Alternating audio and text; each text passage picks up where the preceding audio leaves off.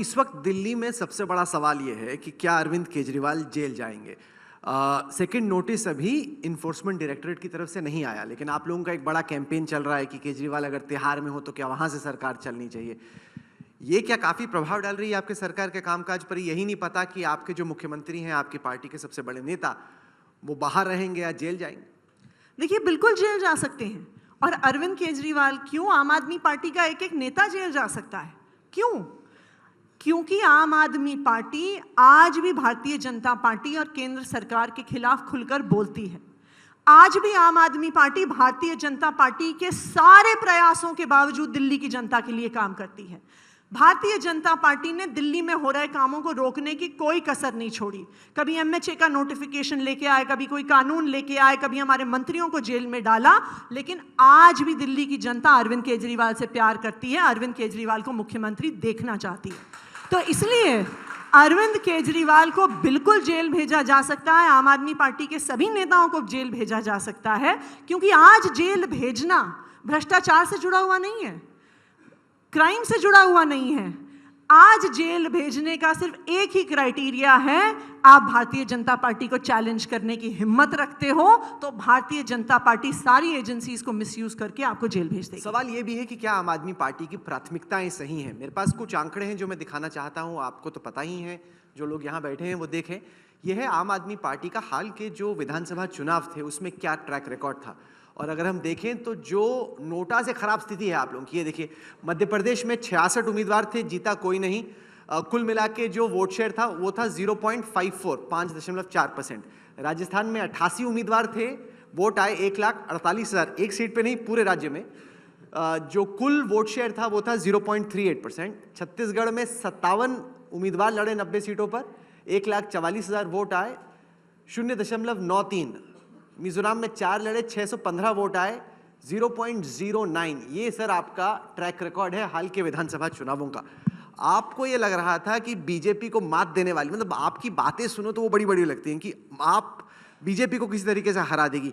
ये तो मिजोरम में 615 वोट, छत्तीसगढ़ में 1,44,000, राजस्थान में 1,48,000।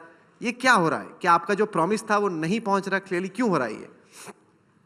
भारतीय जनता पार्टी एक 5-7 दशक के जनसंघ के इतिहास के बाद जब जन्मी तो उसे अपना पहला राज्य जीतने में 10 साल लगे थे। आम आदमी पार्टी को बने अभी 10 साल हुए हैं और 10 साल के भीतर हमारी 2 राज्यों में सरकार है, 11 सांसद हैं, अनगिनत विधायक हैं और India's fastest growing political startup के नाम से जानी जाती है। बहुत बार चुनाव लड़ने के लिए, लड़ाई मुस्तैदी से लड़ने के लिए इलेक्शन लड़ा जाता है, बहुत बार सरकार बनाने के लिए लड़ा जाता है, बहुत बार संगठन बनाने के लिए लड़ा जाता है। लेकिन क्योंकि आपने इन 4 राज्यों की बात करी, मैं आपको ये बता दूं कि इन 4 राज्यों में अगर बतौर इंडिया गठबंधन चुनाव लड़ा जाता तो हो सकता है स्थिति कुछ अलग होती। और दूसरी चीज जो आज भारतीय जनता पार्टी बड़े खुशी से लड्डू बांट रही है और कह रही है 2024 का चुनाव समाप्त हो गया, अब तो हम जीत ही गए क्योंकि हमने इन 3 राज्यों में जीत दर्ज करा ली। मैं आपको कुछ आंकड़े बताना चाहूंगा। 4 बड़े राज्यों में चुनाव हुए, मध्य प्रदेश, छत्तीसगढ़, राजस्थान, तेलंगाना। इन 4 राज्यों में कुल मिलाकर 11 करोड़ लोगों ने वोट डाला। ध्यान से सुनिएगा मेरी बात। इन 4 बड़े राज्यों में कुल मिलाकर इस विधानसभा चुनाव में 11 करोड़ लोगों ने वोट डाला। उस 11 करोड़ मतदाताओं के वोटों की अगर गिनती करी जाए तो उसमें से 4 करोड़ 80 लाख वोट भाजपा को पड़े और 4 करोड़ 90 लाख वोट कांग्रेस को पड़े। यहां इसका मतलब यह हुआ कि कांग्रेस को भाजपा से 10 लाख ज्यादा वोट मिले।